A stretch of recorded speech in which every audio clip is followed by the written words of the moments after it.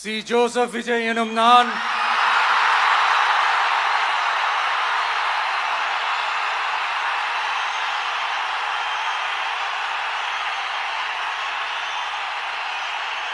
சட்டப்படி அமைக்கப்பெற்ற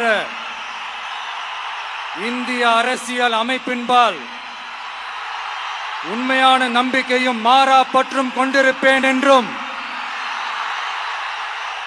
இந்திய நாட்டின் ஒப்பில்லாத முழு முதல் ஆட்சியையும் ஒருமையையும் நிலை நிறுத்துவேன் என்றும்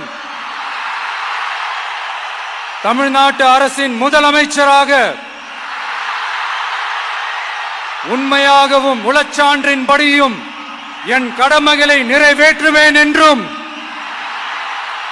அரசியல் அமைப்பிற்கும் சட்டத்திற்கும் இணங்க அச்சமும் ஒருதலை சார்பும் இன்றி விருப்பு வெறுப்பை விலக்கி பலதரப்பட்ட மக்கள் அனைவருக்கும் நேர்மையானதை செய்வேன் என்றும் ஆண்டவன் மீது ஆணையிட்டு உறுதிமொழிகிறேன்.